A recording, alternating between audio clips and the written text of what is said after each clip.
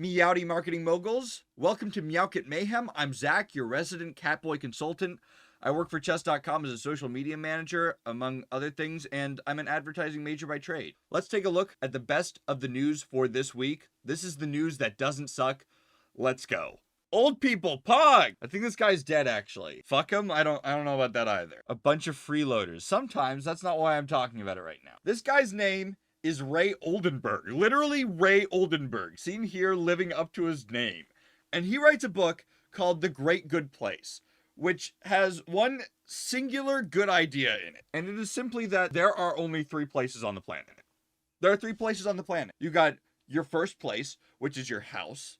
You got your second place, which is your work. And your third place, which is like the anchor for everything. This is where you go for socialization. There are a number of things that categorizes something as a third place. So, for example, it needs to be open and inviting. It needs to be casual.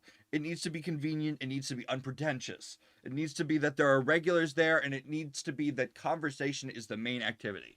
And laughter is frequent. And so there are a number of things that would qualify as a third place. Coffee shops are right up there. Libraries are right up there. Gyms are right up there. Community centers are right up there. Pubs and bars, sure. All of those places constitute as third places. But right now, I'm not sure if you've noticed this, the third place is kind of dying. We just don't really have people going to the third places anymore. And like, there are a number of things that are causing this. For example, PubMed has done a research study that shows that there has been a 13% rise in loneliness since 2018 due to a combination of a number of things, such as the fact that heavy social media use has made people more disparate.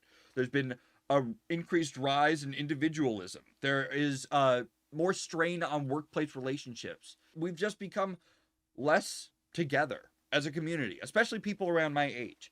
This is something that has become a big problem, and it certainly has not been helped by the fact that this thing happened in 2020, because many of the third places have never recovered to pre-pandemic levels of activity. We've gotten comfortable with the new ways of life that we created for ourselves back in 2020 and never really reverted. On top of the fact that there are economic barriers, and we're now just busier than we were back then. COVID-19 was dope. So, Fluffy, I'm going to counter-argue that it just wasn't, and I'm not even going to elaborate. Although it was great for chess.com. Really good for chess.com. You all were locked in your house, had nothing to do, and we had a free website. Chess. I mean, we all think that too. But some people have felt this a little bit harder than others. And that includes Starbucks. Remember how I said that coffee is like one of the things that is kind of getting hurt by the third place situation? Remember that? Well, Starbucks is one of those coffee places. You might have heard about them. And the funny part is, a large part of their issue is stuff that they've caused for themselves. For example, Starbucks inflation is crazy. Back in 2014, the price of a cake pop was $1.50. $1.50. Now it is $3, $2.95. That is almost double the amount. That is almost double the amount. A bagel, you want a bagel? $1.25 back in 2014. Nope, not anymore. $2.25. That's an 80% increase. Minimum 15% increase for the tomato and mozzarella panini, which, again, some of these things are just like, okay, the cost of things to make the product has gone up. That's fine. But certainly not 100%. It does not cost this much. And so, that's entirely of their own volition. They have no one to blame except for themselves on that. And on top of that, only 33% of workers say that they are currently feeling as though they're staffed properly, according to a Bloomberg study, which means that there is a decline in experience. These people are tired. They're doing their best with what they have, if they even have the energy to be doing that on top of whatever they're doing. They're high school students, right? And so they're doing what they can, but if they're worried about rushing to the next thing all of the time, the user experience drastically decreases. Another thing is they pioneered whatever the fuck Edward here bought. 5 banana, extra caramel drizzle, extra ice, extra cinnamon dolce topping, 5 pumps of dark caramel sauce. They pioneered the ability for you to customize your drink, but the one thing that you have to realize about Edward's drink here is that it's not standardized. These same workers are having to do the thing where they go, okay, what does this say? I need, it says 5 banana, okay, 1, 2, 3, 4, okay, cinnamon, dolce toppings, where the fuck do we put those? Like, they're having to go all the way down the list. This is not sustainable, and certainly not something that's capable of being done fast. This is not streamlinable. Oh, look, Bruna, I'm not even going to argue against that. I think it's probably a dog shit order as well. But, like, objectively speaking, they allow this. That's the problem. But another thing you might notice about Edward's order here is that this is a mobile order. Mobile orders are something that they have put a lot of stake into. The mobile app is something that they have refined repeatedly, which is literally an app that accelerates the speed at which people get out of the fucking store. Okay, sure, I order on the app, I never even have to speak to somebody, and then I pick up my drink and I walk out of the store. You're losing all of the interpersonal relation. You're losing that. That's gone. There's no hi, what can I get for you today? There's no smile that you give. It's a coffee cup, and you get the fuck out of my store. Howard Schultz, who was the CEO of Starbucks, used to say, this is one of his like famous quotes, "We are not in the coffee business serving people. We are in the people business serving coffee." That is to say, they aren't even making their money in their eyes selling coffee. They're selling a human interaction. Here's the new CEO. His name is Brian Nichols. And he goes,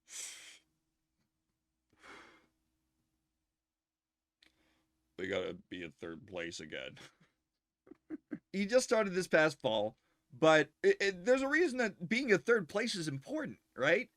And the reason is the same as last week's fashion stores where they're making cafes and restaurants inside of their stores.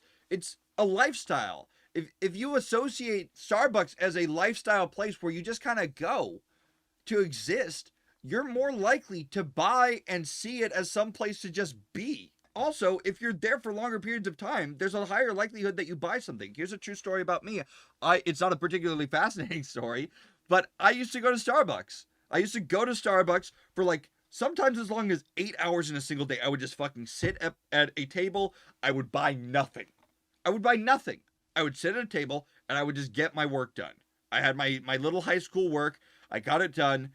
I would occasionally make conversation with Harrison the barista, shout out Harrison, and I would drive back home. Now, I don't do this anymore, but what I did end up doing occasionally is I'd be like, you know what, let's get me a treat.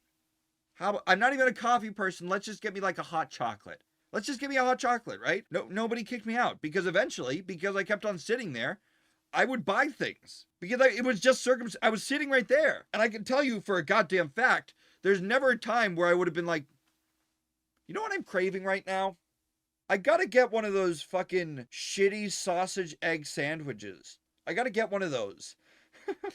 But I was in the store. I may as well get it, right? So being a third place, the fact that it became a place where I felt I had a community was a positive thing that ended up selling them more product. Now, they're doing a number of things to make this a third place again. And a lot of them seem like really good ideas. Number one, they have brought back the ceramic mugs that you can order in store. Like, you can get a ceramic mug and order and sit down in many of their locations. And the reason that's crazy is because what they're also doing is they're allowing you to get refills in mugs that you order at the store. If you're sitting down, not getting a paper cup, if you get a paper cup, you don't get anything. But if you get a mug with the intention of sitting down, you get free refills. Now, this is something that people are, in fact, upset about. They're putting messages on the cups again.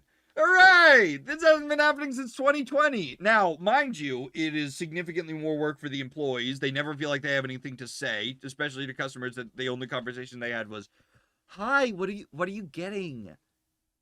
"Oh, a frappuccino." "Okay, I'll get you that."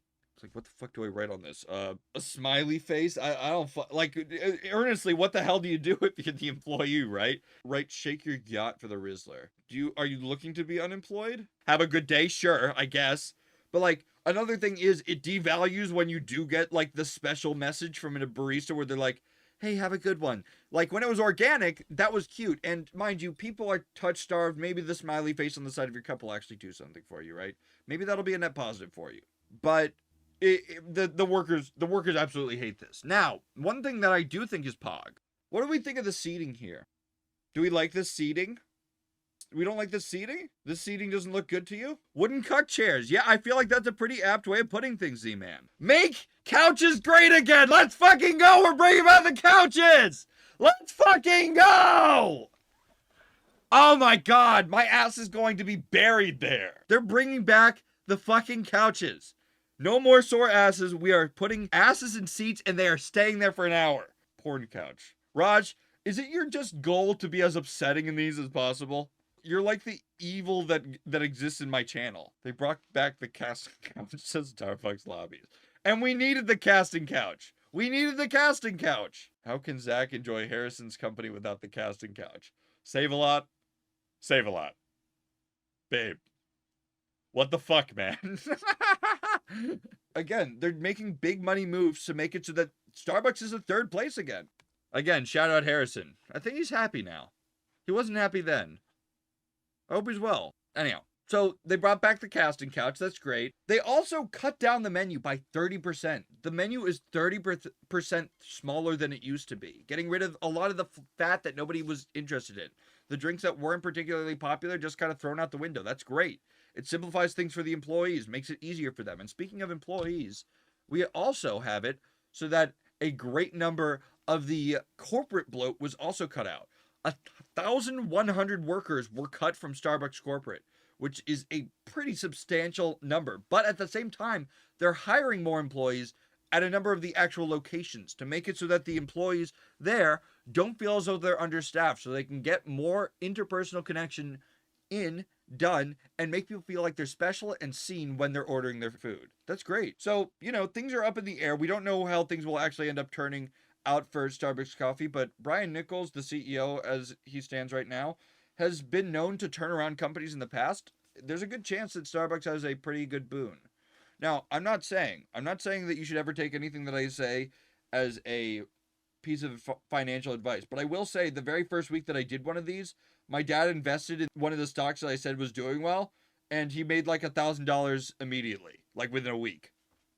Just putting it out there. Again, none of what I say constitutes financial advice. Do your own research. Starbucks might be Pog over the couple of years. I've been told that apparently I need to make it more clear to you morons when I'm transitioning between topics, so I'm going to say out loud, next topic! We're moving on. Ready? Name the biggest fast food chain. In terms of store count, what's the biggest fast food chain? McDonald's, good guess. Dunkin' maybe. Great guesses. Subway, used to be number one, no longer is. The answers that the average person will give me are McDonald's, Starbucks, and Subway.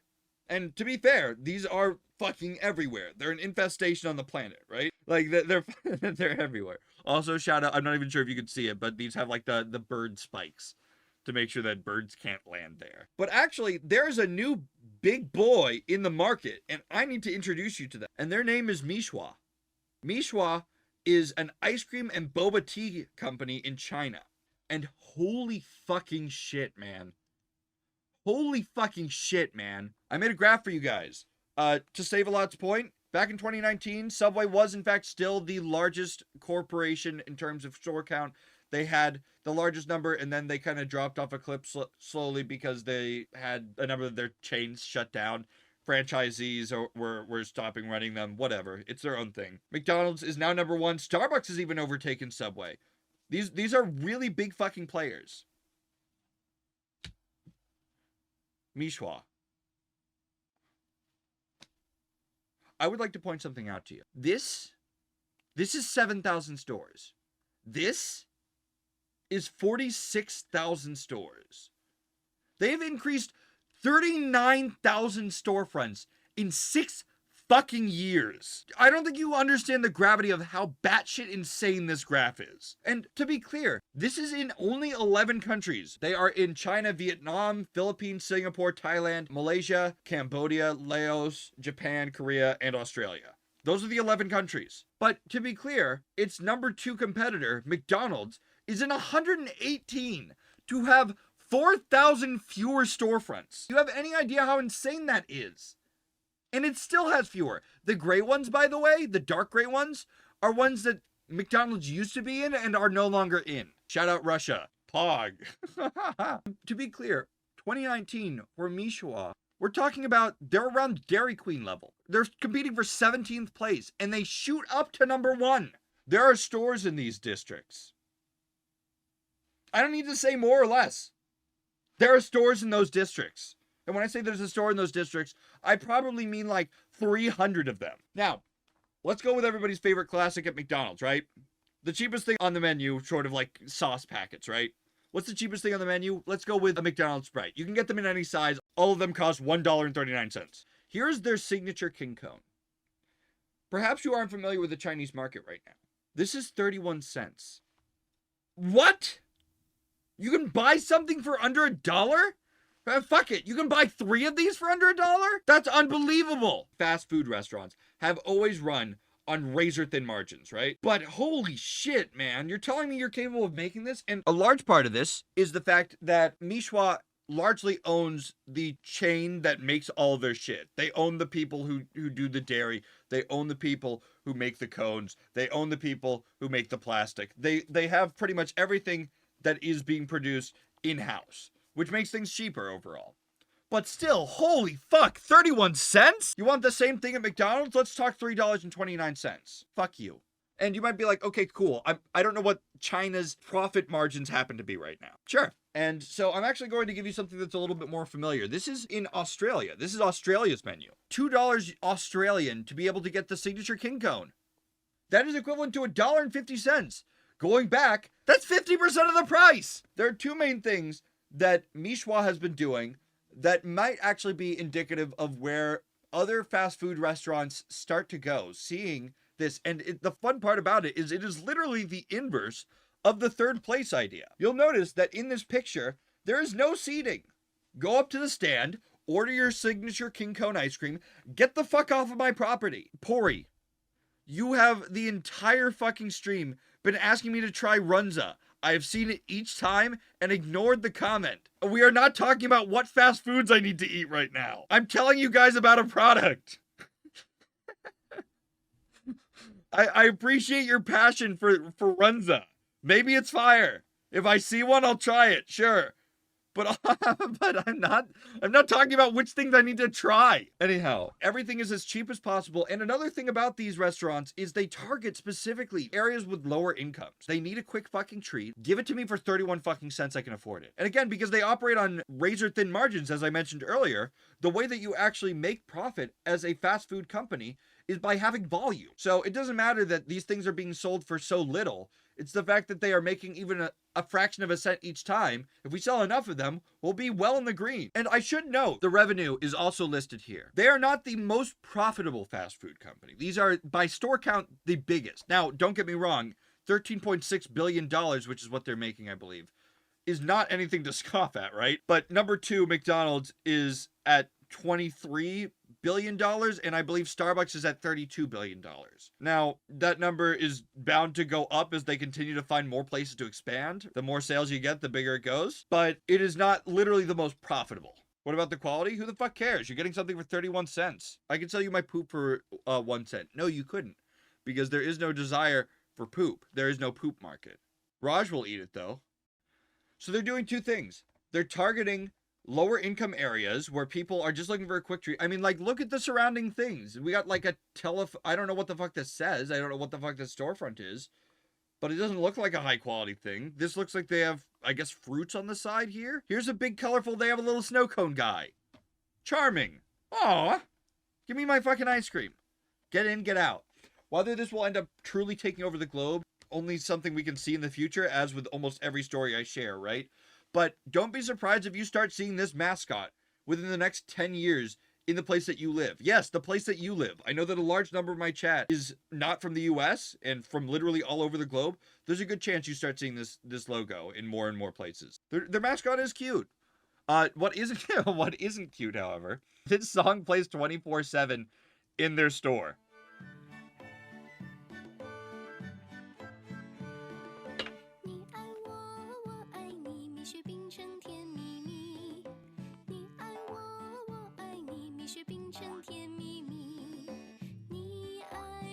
I've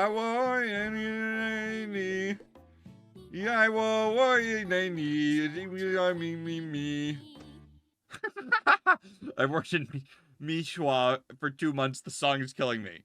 I think the song is like, I love you, you love me, we love ice cream, or something like that. Well, I have bad news for you. We're listening to it again, just to get the authentic working experience. Okay, moving on. Last story. You might have heard about Kim Kardashian's... I'm actually really excited about this story. I think I'm the first person to register what I'm about to tell you guys, so listen closely. About something that I truly believe I'm the only person to put these pieces together for. You might have heard about Kim Kardashian's underwear brand Skims. It has absolutely popped off.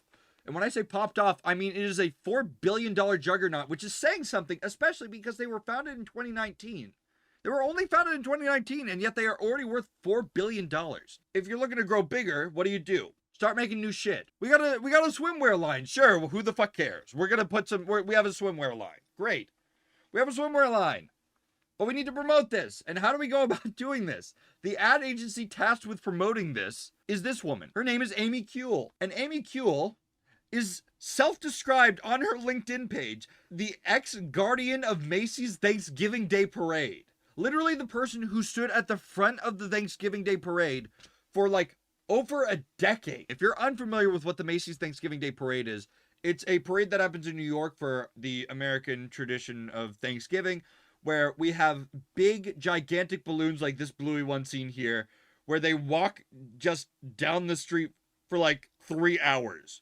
There are giant balloons for many different properties. It's pretty cool. But people tune into this. This is actually like a huge marketing event for Macy's that people will show up to in person and then also just kind of watch on TV.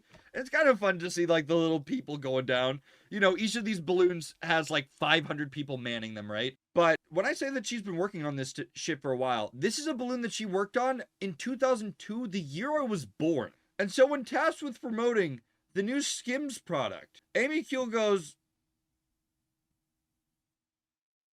I'm really good at making a big balloon. And boy, does she! Let's fucking go! 60-foot naked Kim Kardashian balloon in Times Square Pog! I'm 90% certain that I am like the only person who has registered that Kim Kardashian hired the Macy's Thanksgiving Day Parade organizer, like the ex-executive director, who just kind of went back to her laurels and just put a big fucking balloon. And you won't be shocked to hear people have some mixed opinions about this. Not everybody's unhappy, but you know, I'll save you a click. You don't have to go to the Instagram page. I'll just tell you what people are saying. Kim, what the hell is this? And bad timing, not right now, girl. It looks embarrassing to be here. Kim, people are dying. Such unrealistic representation of a woman's body. Not during Ramadan! Not during Ramadan! No! No! Like, in the middle of Times Square, what are you doing? But, you know, this isn't something that necessarily everybody hates. This isn't something that necessarily everybody hates. There are people who have positive reactions. I'll note that this is actually the #1 most liked comment on the post, which is kind of saying something. I think that it represents the fact that if people are upset, they keep on scrolling, they look at other comments that they agree with, they like all of them. Somebody who is indifferent about this is like, yeah, I don't care, I like the marketing for this. We'll just like the top comment that agrees with them and then keep on moving. But I do agree with the sentiment that perhaps this would have been better landed in Miami. So, you know, that's something to be thought of. The last thing I'm going to show you is that for some reason, Life's Good decided that they needed... They have so little going on in their social media department that they were like, oh, we got to get in on this. Let's point out the fact that we have a billboard in Times Square. Look, behind the butt of Kim Kardashian, we got our logo. Look, Life's Good on slide 4. Yes. Sure. You know what? Sure. Good for you, Life's Good. This is everything for this week's MEOWKET Mayhem. Thank you guys so much for tuning in. I'm glad to have had you here. If you enjoyed being a part of this, obviously do the YouTube things of like, follow, subscribe, whatever the fuck, comment. I'm proud of you. But even more so than that, consider stopping by next Monday at 1 p.m. EST to be a part of the next video. I don't really have more or less to say than that. Get the fuck out of here. Goodbye. Peace.